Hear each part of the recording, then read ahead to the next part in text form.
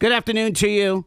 It is 3:34. We're live from our Kingdom Financial Group studio here at 5th and State. Glad that you're with us here for another episode of Celebrating What's Different, conversations with the Barber National Institute. And today, our topic is Project Search. On this episode of Celebrate What's Different, we're diving into the importance of vocational training for young adults with intellectual disabilities.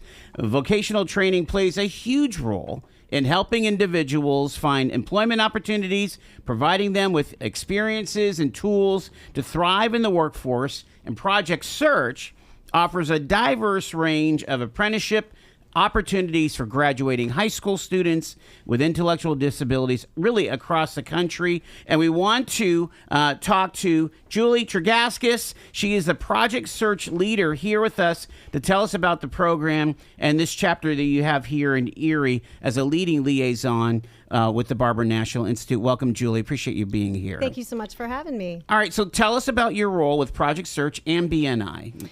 So basically, I am a skills trainer. So my job is to take these interns in the fall and spend one-on-one time with them, teaching them to do various jobs in several different departments of the hospital.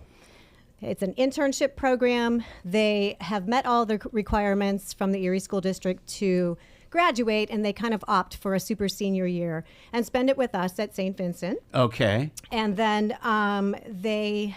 What kind of tasks or what kind of roles would they have? We have so many different departments. Because that's where I went to right after high school. I worked for St. V's for 4 years. Oh, you did? Yeah. Okay, great. It was perfect for getting some skills, right? Well, like I said, we have several departments. We have 16 currently that participate in the program. We have EVS, which is the environmental services, which is cleaning. Mm-hmm. We have pharmacy. We have biomed, which is a department where they do troubleshooting procedures on IV pumps, various machines that they use for the patients. And when they malfunction, they have to go through like a troubleshooting procedure. Okay. And our interns have the opportunity to work one-on-one with mentors, and they are trained how to fix them, basically. So it's pretty cool. But that is very interesting. It's very cool. Yeah. It requires, if they want to get a job in there long-term, it requires certification. Currently, we have our one intern from this past year who is now at EIT to become a biomed technician. So it's pretty exciting. He loved it. He had a passion for it, and he is now starting the school. It's an 18-month program, and he'll have his certification, and hopefully he'll get a job doing that. That's fabulous. Now, is Project Search kind of a national approach? Yes. Talk about that. There are over 740 sites across 48 states. It is also international. Oh, wow. 2 women from the Children's University in Cincinnati created this back in 1996 with this idea to promote job experience and hands-on training for these students with intellectual disabilities. And it has just grown. It is a tremendous, positive, amazing program that gives them such experience that they may not get. You know, for some of these students that have decided college is not for them, this is an amazing opportunity for them to learn hands-on job experience and help them become members of the workforce. How did this bridge start at AHN, St. Vincent? Well, basically, I'm going to let my boss, Michelle, answer that because she was there from the get-go when that began. So, Project Search is such a phenomenal program. Like Julie said, it was started in Cincinnati, and it was something that we wanted to bring to Erie. So Jack Hewitt from the Office of Vocational Rehabilitation came to us with the notion of possibly starting up a Project Search in Erie. And we jumped right aboard in about 2018, and there was a lot of planning involved. It was about 2 years that we planned to start our first Project Search. AHN St. Vincent has been phenomenal through the whole process. Wow. And we started the year of COVID. So it was quite an interesting first year. Yeah. So the kids not only were starting in these amazing internships and they were doing wonderful things, but they were also dealing with a lot of the COVID things that were happening in the hospitals. So it was a very successful year, tremendous year. And each year it grows bigger and bigger to where we are today with Julie. And we couldn't be happier with the program now. Talk about how many students are in the program and how it's grown. We've had 42 who have gone through the program over the last 5 years. So we started with 6, then it was up to 7. The last 3 years, we've had 9. And this year, we're starting our 6th year in the fall with 11. So it's our biggest class yet. So it is definitely growing, which is awesome. And is there like choice, or is there a skills assessment? I mean, how do you make those bridges come together? We do an assessment where we ask them their strengths and their weaknesses. You know, we spend a good 3 weeks with them. So when they start, they follow the Erie School District calendar school year. Okay. So when they start with us, they spend 3 weeks with us in the classroom, and it's pretty intense. We do a lot of, soft skills. We have one-on-one meetings with them. We ask them the things that they're interested in, and we get a good feel for what we think would be a good department for them. They do have 16 to choose from, and they get to pick 3. They are 10 weeks long each. Okay. And they really get, like we said, the hands-on experience. And sometimes when we sit down and we meet with them, and Braylen can attest to this, they were like, oh, I want to be in pharmacy. And we're like, okay, that's great. That's your first choice.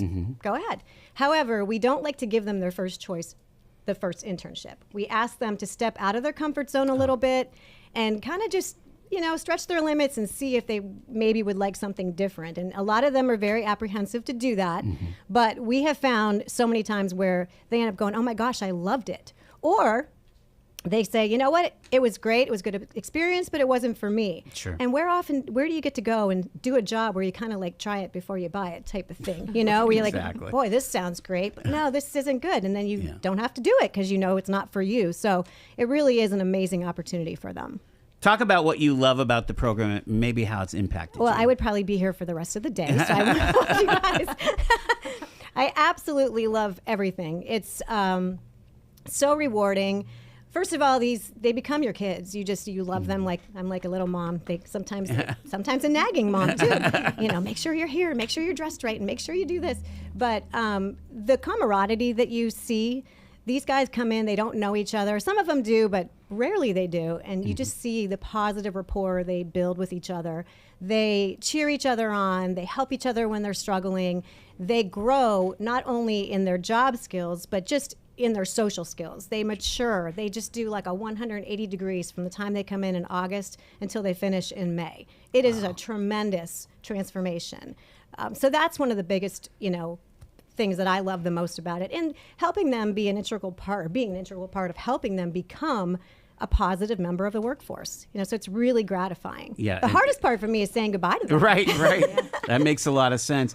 We do have Braylen here, Braylen Easter. He's 19 years old from Erie High School. Braylen, welcome to the show. How did your family and you find out about Project Search? Through my administrator. Okay. Through the folks at Erie High. Yes, sir. And how do you feel like you grew from when you started through the finishing of the program? I grew a lot mentally and physically. I met a lot of good people in the program. I met a lot of friends, close friends, people that I work with a lot, family members like Miss Julie. I learned a lot in the program. What did you end up doing? What were some of the things that you did? I did radiology for the 10 weeks. Then I did PCT on the eye floor. What PCT is? Patient care tech. Oh, okay. So you were doing direct care. Mm-hmm. That's pretty wild. Did you like that? Yeah, but I give it out to the PCTs. It is kind of hard. Yeah. But I give it to them. It's a fun job, but... So, I mean, when you think about working with the technology, maybe with radiology versus, direct care and, putting that smile and helping a patient out, what did you feel more comfortable with, did you think? Making patients smile. Oh, I like wow. making people smile. It is a tough job, though, isn't it? Yeah. Because that patient it's not probably their favorite day, you know what I mean? It's not their birthday. Yeah. They're in the hospital, right? Tell us a little bit about some of the relationships that you made. You said you had family and so on at the hospital. It is kind of a family, isn't it? Yes, it is. Like my person I worked with in my internship, Mr. Nick, and some of the people I worked with on the 8th floor treated me very well. The hospital as a whole, they treated me like family. So... Yeah, did it pique your interest, maybe wanting to do something in healthcare? It has, yeah. Yeah, I really like radiology, so I might probably go to school to become a radiologist sooner or later. Fantastic. Braylen's I'm going to brag about him. Yeah. He is currently working at AHN in the radiology department. So his first internship was in radiology, and then, like he said, he did the patient care technician. He liked it, but he had a hard time. He's a very compassionate human being. And there's some pretty sick patients on that floor. Of course. So he would come back, and there'd be times he would be crying, and we're like, you know what? We get it. You're a caring individual, but he really wanted to go back to radiology. And typically we don't let them go to repeat an internship, but he was so passionate about it and really wanted a job there.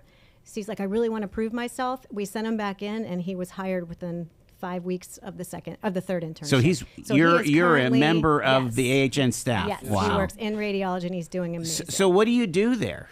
Right now I am an imaging aide, so what I do, I sock linen, grab patients and everything from the holding area. So you're transporting patients? Okay. Yeah. I've done a little bit of that in my time. Yeah, again, that is patient care too. You have a smile on your face. Don't bump into the walls too much, right? Watch the elevator, right? I mean, that's amazing. Sounds like you've had a really great experience with Project Search. Thank you so much, Braylen, for sharing your story, and we wish you the best here in your future ahead. Next up here is Michelle Izbicki. She's the Associate Director for Adult Day Services here in Erie. Let's talk about the alignment of Project Search and BNI's goals here, Michelle. Talk about, what occurs to you with all of that, Yeah, so again, when we heard about Project Search, the first thing that we thought of was what a great opportunity for some of these young kids to be able to go in and learn some skills they would need for the workforce. And Project Search has really just provided a good base for the kids when they graduate and they come onto our supported employment program. Now, some like Braylen will get hired. A lot of our individuals have gotten hired at St. Vincent, which is wonderful. It's great to see some of the old interns that are there. And we are there to assist them if needed, a little bit of job coaching for them. But St. Vincent might not be something that they want to do in the future. Maybe it's a restaurant or it's another avenue. We are there to be able to help in whatever pathway they want to go in. So it really ties a lot of their pre-graduation learning to the adult version of that learning. So they take that into the community, and we find that they're very successful once they leave Project Search. So it really ties into our programs. Is it talk about the collaboration and how it fulfills this mission of the Barber National Institute, Dr. Barber's vision for children and adults to just grow and learn. And right. That's one of the things that drew us to Project Search, because it provided an opportunity that otherwise probably wouldn't be presented to some of our students that came in. They're able to do things that, like Julie was describing, some of the various departments that they're in. I've gone into these departments and watched them and have no idea how they do these things. So I think what it did really is what Dr. Barber wanted. It opened everybody's eyes to everybody has a chance to grow and everybody has a chance to be successful. We see these kids when they come in for their interviews to be in the program. And from the moment they come in, they're all very shy. Braylen can attest to that. And then when they leave, you're at graduation, there's not a dry eye in the room. Everybody has grown so much. They have come out of their shells. They're proud of themselves, and that's part of it, is they have confidence they can do whatever they need to do to be able to be independent on their own someday. So I can't think of another program that exemplifies what Dr. Barber wanted for employment. This really just leads to adulthood very well for them. Now it's in its fifth year. Talk about maybe, are you hitting your key success factors, and what could the future look like for projects? For Project Search. So the key is to get everybody hired at St. Vincent, right? Well, is it expanding into other possible employers here, or right now it's at AHN, but Right now it's at AHN, and that's where we're focused. So Yeah. we will stay at AHN. If another opportunity were to present itself, we'd definitely be interested in looking into that if we are able to. and you do have other workforce programs out there, right? Yeah, yes. In addition to Project So Search, Project right? Search is a piece of supported employment. Yeah. We have supported employment, which is its own program that supports our individuals no matter where they're at. Okay. We have pre-employment services as well for individuals or kids, students who are still in school to learn some of those hard and soft skills. And then we have a training program. It's called Small Group Employment that we maybe somebody needs some additional soft or hard skills during the day to help them progress into community employment. So we have a variety of different employment programs at Barber to get you set and ready to go in the community. That's really remarkable. And so looking ahead to next year, another chapter of Project Search is ahead. Let's talk to Julie one more time and talk about this upcoming class of graduates that are coming up here. Yes, like I said, we have 11, which is very exciting. Yeah. Just yesterday, we began a summer program, which we started to do last year, and we found it to be very beneficial. I think Braylen would agree. They come in from 9 to noon, 5 days, and then we do another session in August for the 5 days from 9 to noon. And we do a lot of the introductory stuff. We walk them around the hospital because it's a big place. Sure. It's hard to navigate and find your way around. That was one of my most difficult things Still when I is started. mine. So they get to meet each other, they get to know us, they get to see the hospital, they get to meet the department heads and see what they'd be doing and where they would be going. And so it really it reduces so much of the anxiety and the apprehension that they feel when they come in August. So they come in August. Almost like an orientation. Yeah, you know, it's a really great thing that we started last summer. So we are doing that right now. And that's going very well. And then we'll meet again in the beginning of August. And then they will the kids start choosing maybe where they start, or that would be when they come in the fall. Okay, so they start gotcha. August 25th, and like I said, we'll be with them for the 3 weeks. During those 3 weeks will be the time we'll sit down with them, and we'll get to know them. They'll get to know us. We have a binder of the departments and all the different job tasks that are required in each department. And so we sit with them probably a good 20 minutes to a half an hour and really go over every single department and what they think they'd be interested in. So by the time we start, at the end of those 3 weeks and they start their internships, they really know what they're getting into. So it's super cool. Yeah, it's great. And having 11 yes, is yes, pretty it's going to be exciting different. I stuff. mean, there's 3 of us. We have Bria Yeah. Montney, who is our instructor from Erie School District, and then we have Kim Pitto, who's also a skills trainer. So we have to, they outnumber us, obviously. So when we start the internships, we stagger start. So we'll start with 3, and then we'll be with them all day, and then we gradually bring in more and more. So by the end of the week, they've all started. So that's how we do it. Brayden, got one more question for you, because again, I worked at the hospital. I worked my way through college at the hospital, and that job of stocking linens and transporting patients, right? I mean, it's super important for your colleagues in radiology, but also for that person, like I said, is not having their best day of the week, right? Yeah. Does that make you feel good about that you're having that positive impact? Yeah, it make me feel better as a person. It make me, every single time I come into the hospital, I go in there with a smile on my face, because you never know. It might be somebody coming in there with very bad problems and they need the help. So I just come in there with a smile on my face to make their day even better. And they need that warm linen, and they need to be competently transported to where they're going next, Congratulations. That's amazing. Thank you so much to our guests here, Julie Tregaskis, Brayden Easter, and Michelle Izbicki here. Another amazing Celebrate What's Different conversations with the Barber National Institute and Project Search. Thank you, folks, for joining us. Appreciate it. Thank you so much for having us. It is 3:53 on Talk Erie.